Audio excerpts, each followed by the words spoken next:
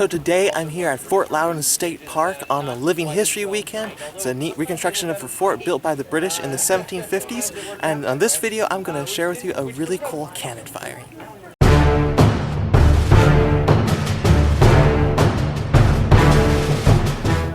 So, on a 3-pound gun, section 1 pound, firing this here is the powder. So you've got a canvas sack filled with powder.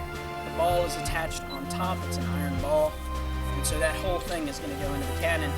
And after they shoot the first shot, I'll explain all the steps you're going to see them go through, and then we will fire a second shot after you've had time to ask questions. All right, and the piece. From battery. And vent. Search piece.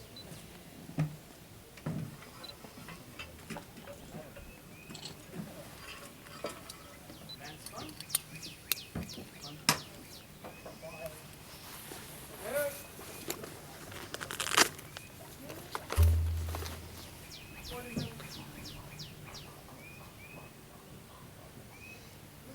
Monkey, 3 pounds, solid shot.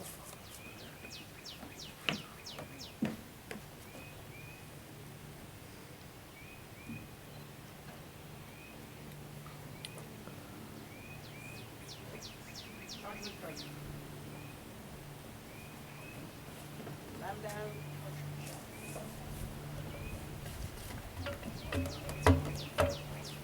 Shoot, battery. Prime.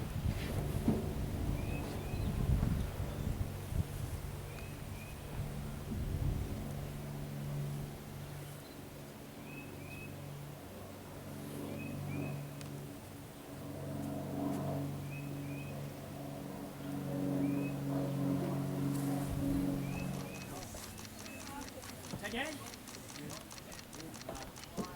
Him. Fire! That's a little better. And the gentleman with the worm takes that screw-like device and he's running it down the barrel, twisting it, and trying to get anything that might be left in the barrel from the previous shot, or not for this first shot, in the case somebody might have stuck something in there between yesterday and today when we fired last. The man with the sponge rammer then takes that lamb's wool sponge that's been soaked in water, and he's running it down the barrel to extinguish anything that might still be burning in the barrel, because we're about to stick this whole bag of powder in there, and you don't want it to have any fire inside when you slide that in there. We then call on the monkey. He's bringing the cartridge up to the man with the worm, who will then place that cartridge in the barrel.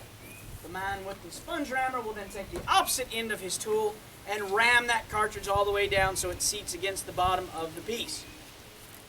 The man then takes his thumb off the thumb stall and uses that copper prick to punch a hole through this bag, through the touch hole, and he then pours a musket cartridge in on top of it.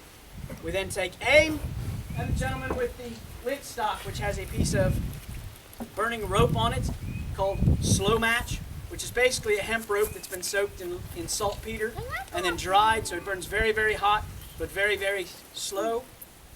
And he touches the top, and if everything works right, we get that lovely boom you heard, followed by screaming Frenchmen downrange as they're blown into little pieces. There were 12 great guns, or 12 of the larger guns here at the fort. Now the thing you have to remember is to get those guns here, they had to be brought over the mountains. And in 1756, there were no wagon trails to here. There were only single-foot paths or Indian trails. You could bring a horse down them, but you couldn't bring a wagon or pull carriages. So they strapped those cannons across the back of a single horse, one on each horse, and brought them over that way. The problem is that's a lot of weight even for a horse, so they can't go long distances. The other problem is the way they put them on the horse, there was the tendency for the cannon to turn or twist if it hit something and break the back of the horse, dropping one dead horse in the trail along with 400 pounds of cannon that you now have to get off the trail, get the cannon on a new horse, and then continue moving. So, as you can see, the commander of the fort actually didn't believe the cannons would ever make it here. That's why he left them there.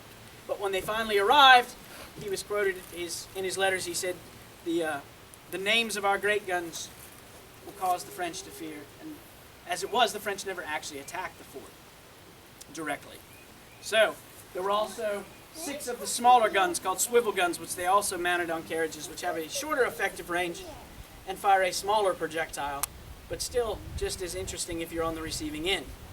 Now, the guns here at the fort, so far as we know from any of the indications we have, were never fired in anger. They were often fired in salute of different things, returning war parties, dignitaries from the Cherokee coming to visit in honor of the king's birthday, and things such as that. And in fact, Corporal Hill, who was in charge of some of the cannons at the time, fired a salute in honor of the king's birthday through one of the swivel guns.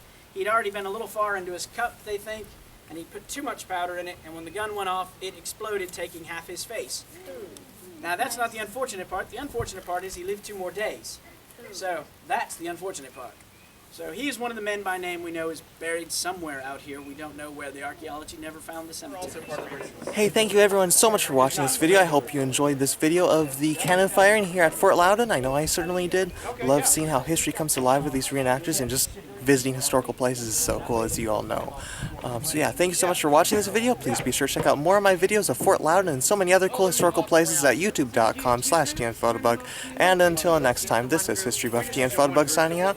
I'm Indeed Abby, a blast for the past. Fire!